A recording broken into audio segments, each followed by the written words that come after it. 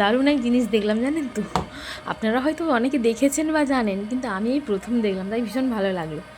ধান কাটার মেশিন তো বিভিন্ন ট্রাক্টর অনেক দিন আগে এসে গেছে আমাদের কৃষিতে, যাতে মানুষের জীবনটা মানে চাষবাসটা আরও উন্নত হয়।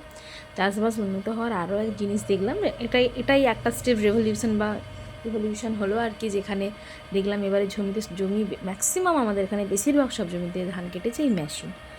এর জন্য তো মানুষের সময় অনেক বাঁচলো। এবং প্রথমত মানুষ যে আগে যেটা ভয় ছিল, ওরে বাবারে মেঘ সাজছে, দৌড়ে গিয়ে দেখি আজ পুরো ধানটা তুলতে পারবো নাকি, তারপরে লোক পাওয়া যায় না এখন লোককেও, এবং দিন মানে মজুরিটাও অনেক দিতে হয়। ধরুন একটা মানুষ চাষ করতে, তার তো প্রফিট না হলে সে চাষটা করবে কেন?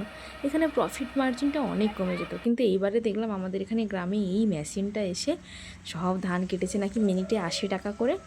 হ্যাঁ, এবং মানে 10 মিনিটে অনেকটা নাকি 1 বিঘা না কত এরকম একটা বলেছিল, এইরকম পরিমাণ মোটামুটি ধান এরা কেটে একদম রেডি করে, মানে ওই যে প্রথমেই যেটা দেখলেন না ধানটা পড়ছে, ওই রেডি করে দিয়ে দেয়। এবার আর মানে ঝাড়ানো পাচড়ানো, এবার তো একটু পাচড়াতে হবে মনে হয়, কিন্তু মোটামুটি ধান একদম সবাই বস্তা করে ঘরে ঢুকিয়ে নিতে পারবে, কোনো জলে চলে যাবার ভয় নেই। এটা দেখে খুব খুব ভালো লাগলো।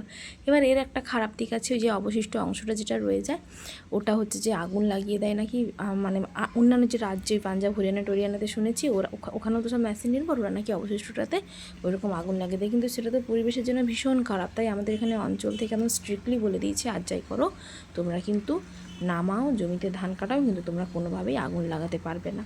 এটা কিন্তু দেখতে গেলে হ্যাঁ একটু তো কষ্ট হবে ঠিকই, কিন্তু এটা আমাদের তো পরিবেশের কথাটা আগে ভাবতে হবে। পরিবেশ ভালো থাকলে আমরা ভালো থাকবো। আপনারা কে কে এই মেশিন দেখেছেন অবশ্যই জানাবেন কিন্তু। আর আমি বললাম এটা আমার গ্রাম লক্ষা, পূর্ব মেদিনীপুর মহিষাদলের অন্তর্গত একটি গ্রামের কথা। আপনারা কে কোথা থেকে দেখছেন অবশ্যই জানাবেন, এবং আপনাদের গ্রামেও কি এরকম মেশিনই ধান কাটছে একটু জানাবেন প্লিজ।